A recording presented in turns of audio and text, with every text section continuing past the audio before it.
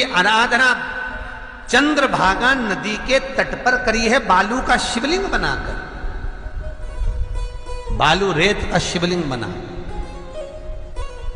बहुत ध्यान देना आप लोग, किसी भी नदी में स्नान करने जाओ, तीज त्योहार पर, अमावस्या, पूर्णिमा आदि जो भी उत्सव मनाने के लिए आप किसी नदी के घाट पर जाते हो, किसी तालाब के घाट पर जाते हो, किसी कुंड के, किसी सरोवर के घाट पर जाते हो, और यदि आप स्नान कर रहे हो किसी पवित्र नदी में, तो वहां की बालू रेत उठाकर शंकर भगवान के शिवलिंग बनाकर जो पूजन करता है, मात्र 5 बार उसी नदी का जल शंकर को समर्पित कर कर, भले दिया नहीं है, अगरबत्ती नहीं है, जल चढ़ाकर जो शिवलिंग को विसर्जन कर देता है, उसके पूर्वजों को पिंड की भी जरूरत नहीं पड़ती, वो तर जाता।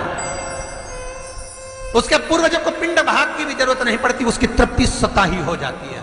शिव महापुराण में एक एक संवाद है, चावल क्यों लगाना चाहिए, शिव जी को कंकु क्यों नहीं लगाया जाता, शंकर को कुंकू नहीं लगता, रोली नहीं लगता, क्योंकि भगवान शंकर जब एक बार बैठे थे तो एक भगत ने शिव जी का कुंकू अभिषेक कर दिया था। कुंकू अभिषेक करा, इतने में माता जगत जननी जगदम्बा उसी समय पर आ गई। पार्वती ने शंकर जी के ऊपर से रक्त की धार जब बहते हुए नीचे आई, भोलेनाथ जी के शरीर से रक्त बहता देखकर माता पार्वती को क्रोध आ गया। पार्वती ने उसी समय पर श्राप देना चाहा। शिव जी ने कहा, पार्वती उसने कुंकू अभिषेक करा है और तू श्राप दे रही है। पार्वती ने कहा, मैं जान नहीं पाई, पर भोलेनाथ आपसे वचन देती हूँ कि आज के बाद आपके शरीर पर ये रक्त ना देखूं। इसलिए आज तक शंकर जी के शिवलिंग पर कभी कंकु नहीं चढ़ाया जाता, कुंकू नहीं चढ़ेगा। शिव जी को चंदन चढ़ेगा, हल्दी चढ़ेगी, अष्टगंध चढ़ेगा, गुलाल चढ़ेगी, अबीर चढ़ेगा, पर कुंकू नहीं चढ़ेगा।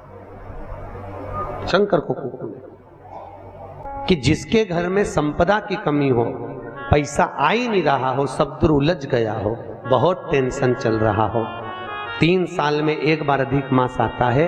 अधिक मास की पंचमी तिथि के दिन गन्ने का रस, गन्ने का रस जानते हो, ईख का रस, गन्ने का रस तुलसी जी के क्यारे में हाथ में लेकर 7 बार अपना नाम और गोत्र बोलकर छोड़ दो। जिंदगी में 3 साल में तो करोड़पति बनकर बैठ जाओगे, कभी लक्ष्मी की कमी नहीं आ सकती।